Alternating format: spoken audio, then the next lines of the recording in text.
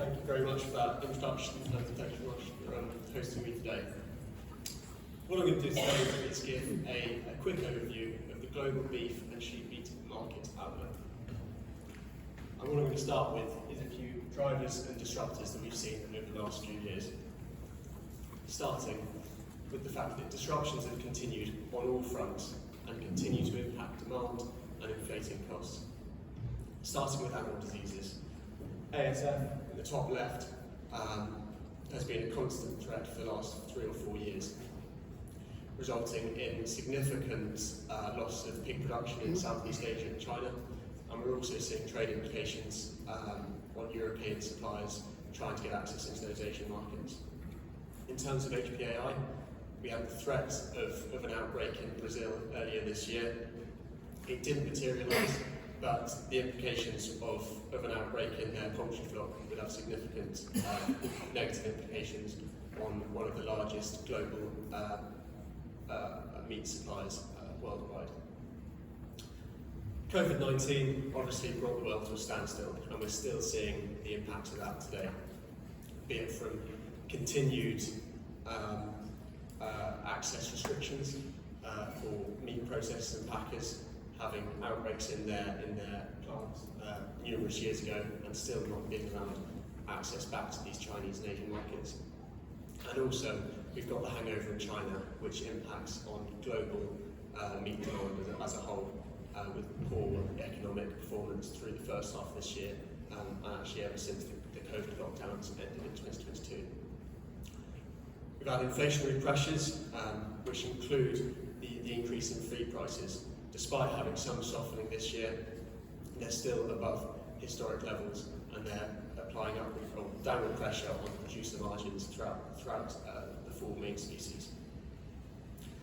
In terms of weather and climate extremes, we've had La Nina active for the last 4 years, and it's currently on watch again. And what that brings is a range of different drivers and factors to key producing regions around the world.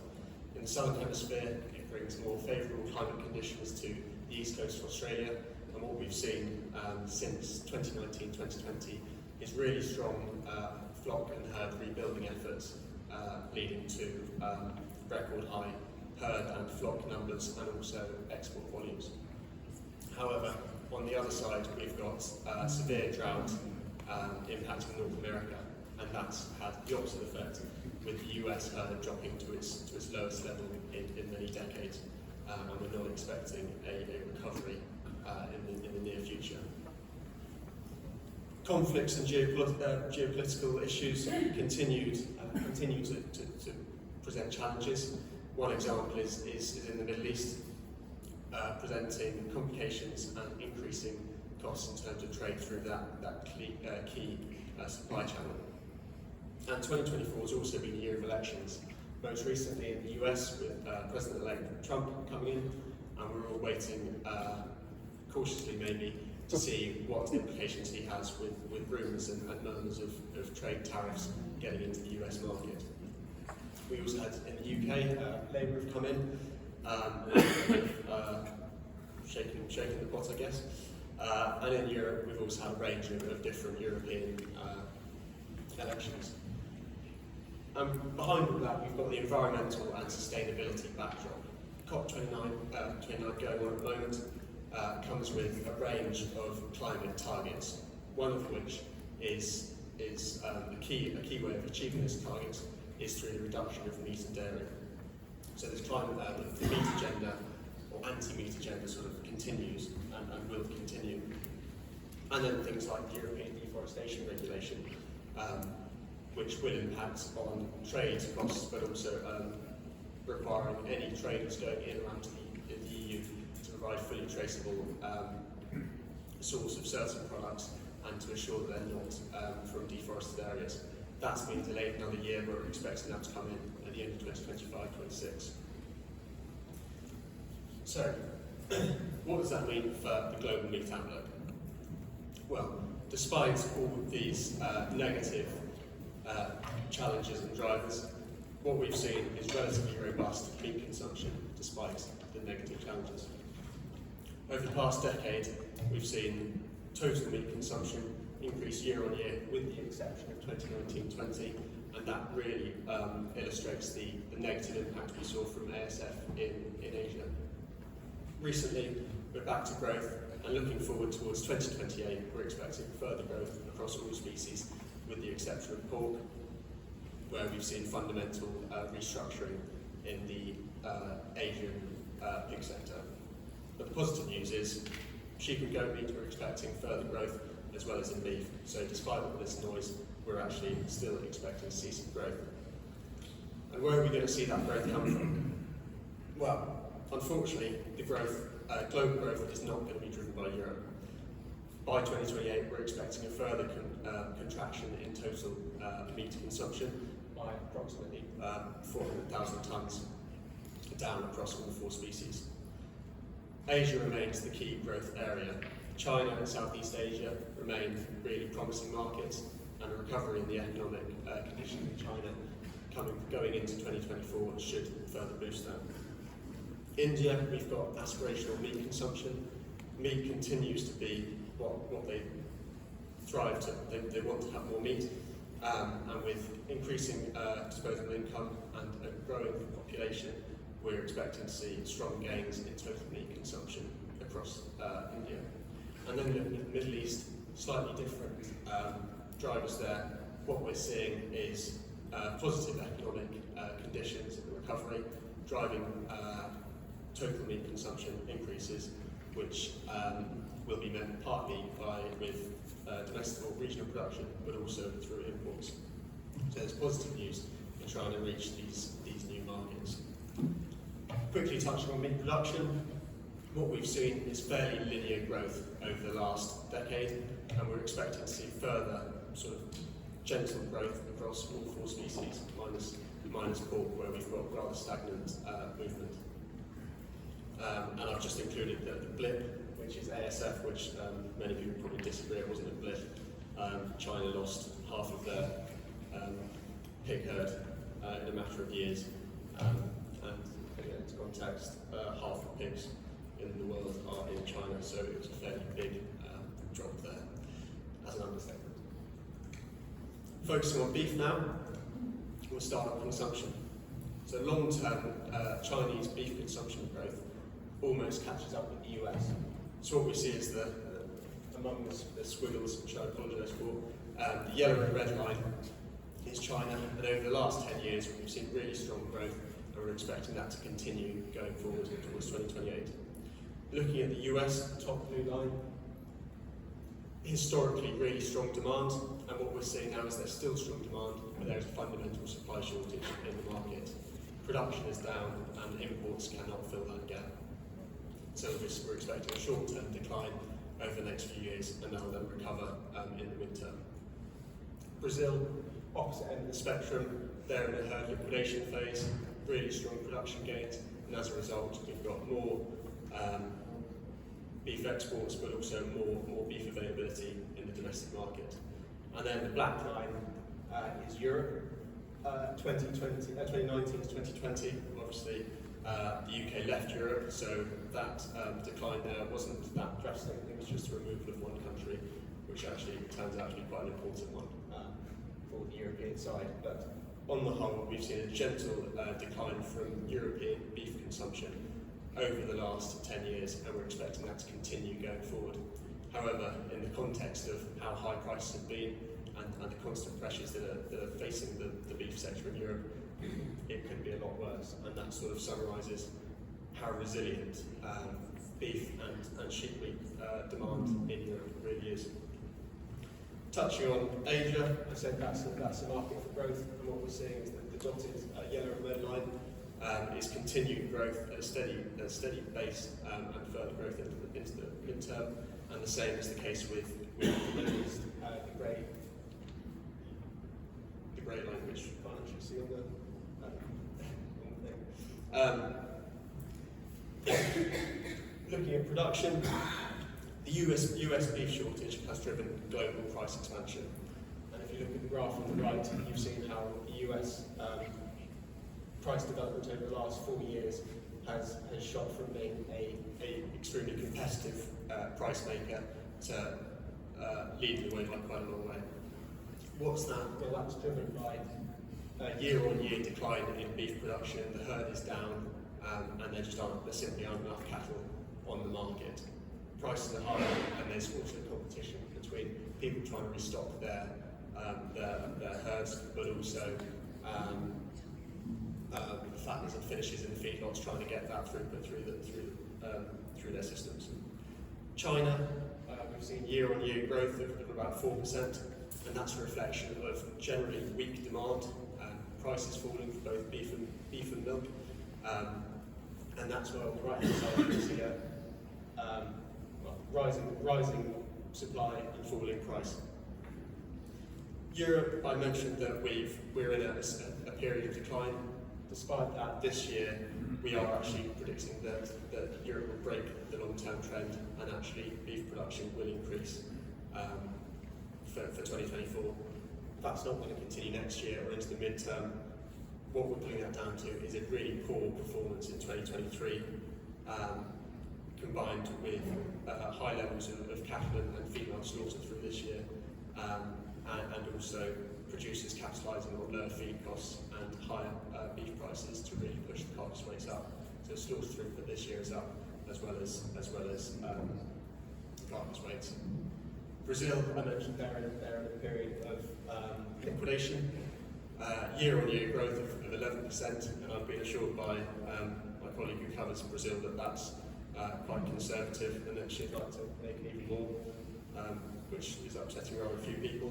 But in response to that, beef prices have dropped right down, and they're incredibly competitive on the global market. And how does that impact the imports? Well, on the left we've got total beef and veal imports by country split, and what's really important is to note how important those Asian markets are on the global scale, accounting for about more than 50% of global trade.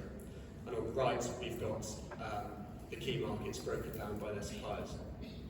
China volumes continue to dominate, and that's clear there, and what we're expecting to see this year is a volume increase which will continue next year and actually into the future. The US, Mexico, Canada, the neighbours, key suppliers, they're also experiencing difficult conditions and drought, and that's what's driving a slight decline we're seeing this year. And that's being offset by strong gains made by Brazil, who have a quota that they fill very early in the year, but they're actually taking the hit on the quota and still finding it profitable to trade into the US. Australia, really strong gains, and New Zealand, stable suppliers. In the EU, South American suppliers really dominate, as well as the UK. And what we're seeing is largely stable volumes to increase this year, increase next year, and actually into the midterm we're expecting stronger volumes coming into the European market. The Middle East, a bit of a different one, completely different portfolio in terms of suppliers. We've got India in brown, and people will say, well, India don't produce beef. They don't produce beef, they produce frozen buffalo meat, which is very low value and produced in huge quantities and incredibly competitive with the global market, and that's really popular for immigrant workers in the Middle East, and also producing sort of a low value form of protein.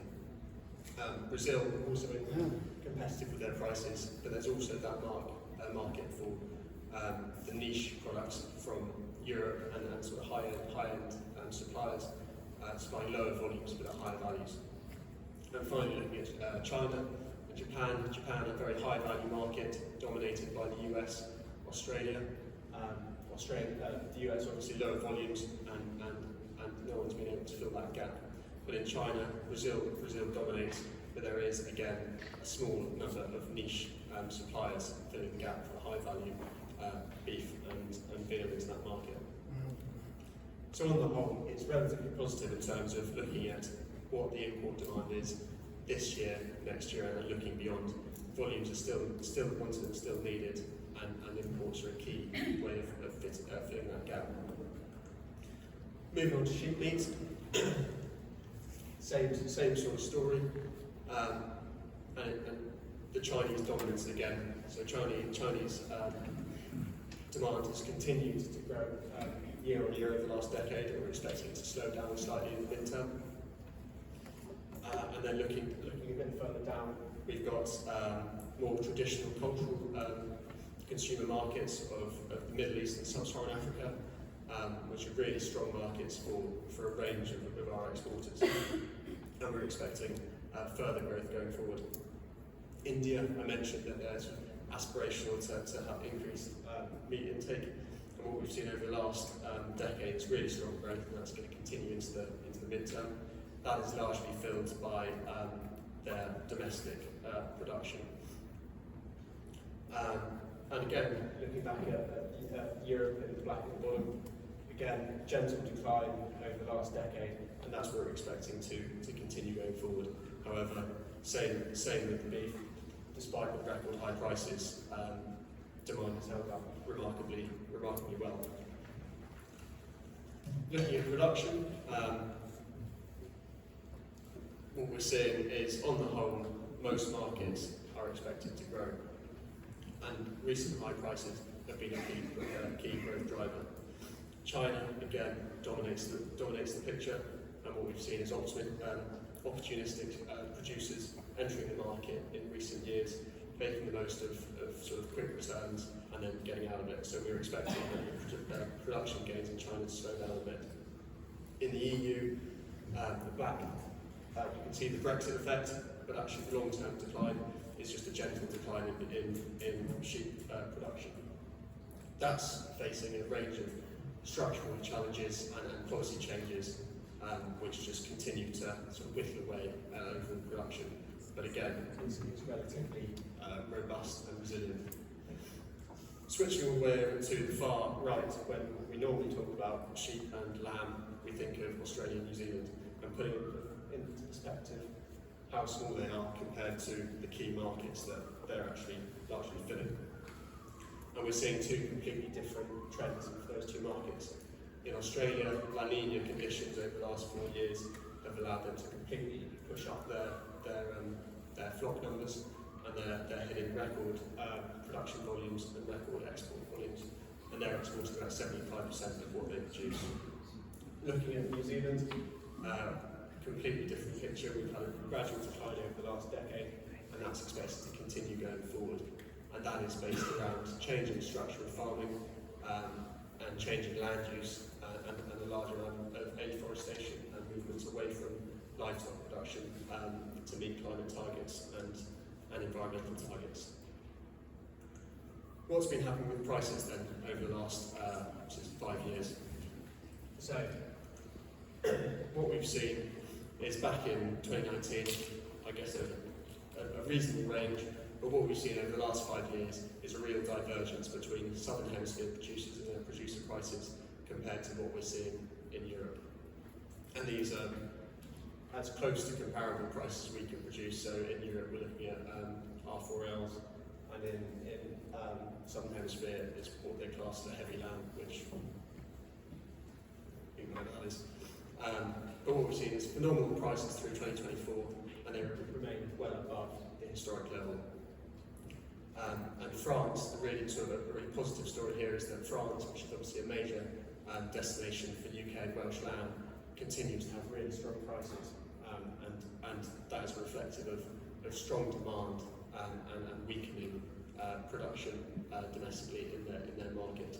And they've had similar issues with flue tongue, which has been causing quite high levels of mortality in their flock through the last few months. In the UK, we obviously had a huge spike in the first half of 2024, driven by a fundamental supply shortage and also trade disruptions going through the Suez Canal, meaning that we actually had a major shortage going into Easter. That softened and dropped off a cliff, but still, well, the level we're at the moment is still above the peak we saw in 2023. Looking down the southern hemisphere then, both prices are starting to rally, and that's again a reflection of strong demand in the global market. Now looking at the global market, just to show how important Australia and New Zealand are in terms of dominating global trade for sheep meat. Booming Australian supply is offsetting shrinking New Zealand, but actually 46% of their lamb and sheep meat is destined for China and the Middle East. Looking at the breakdown of where they're sending their lamb, in Australia, we seem to be very worried about them accessing our market, but actually for them, their key targets are above them in Southeast Asia. And that's the same for New Zealand. I'm going to have to skip through a few more. And UK, for example, the vast majority of our volumes go to the European market, so it's really important not to forget that. Looking at the import structure, again, the importance of China and the Middle East. Higher Australian supplies and competitively priced Australian supplies gaining in most markets, largely at the expense of New Zealand. Imports are expected to rise this year and rise going into next year. And looking at the makeup, it's clear that Australia and New Zealand dominate all the markets. In the EU, Australia doesn't have particularly good access, and that's why New Zealand is so dominant there. In the Middle East, we've got a large supply of both sheep meat but also live animals coming up from sub-Saharan Africa, mainly Ethiopia and the Horn of Africa. That'll continue, but they're obviously incredibly at risk from climatic conditions and variability. Looking at trade and markets of interest, I'm going to really quickly fly through this. Just a quick background into where the key markets are, and again highlighting how large that Asian market is, and again going back to how important China is on a global scale. So for global beef imports, 30% of all beef exports are destined for China, and 35–40% of global sheep meat exports are destined for China. So that's why they're such an important market. And what we've seen this year is relatively disappointing consumer demand. Consumer confidence fell off a cliff back at the end of COVID lockdowns and remains weak despite a burst in the holidays. So we had the uplift in Chinese New Year back in 2023, but since then it's remained quite low. Property prices continue to sink despite government support efforts, worsening the reverse growth effect. And what we're expecting, well, overall, that is negative for meat demand. And what we've seen is falling prices for the higher end products like beef and sheep meat, and substitution for cheaper products. But in summary, the volumes have not changed that much. It's the price and the makeup of what they're importing, and what we're expecting is going into 2025, a recovery in consumer confidence, and hopefully stronger economic growth and stronger volumes of high-end products going into the market. Summarising their beef imports, as you can clearly see there, the volume has not fallen. It's the price that's fallen, and that is very much the same case for sheep meat.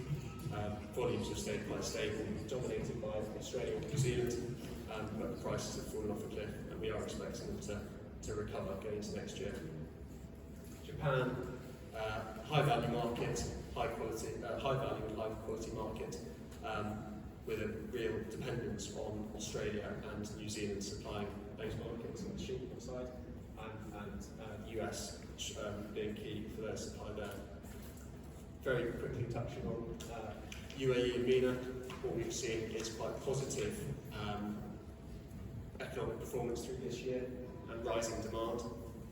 So for the beef, we've seen a massive uplift, and in reality, large volumes of that trade are actually going on into markets like Iran, but the overall story for UAE is for really strong performance and strong demand within the market, and that's the same for sheep meat.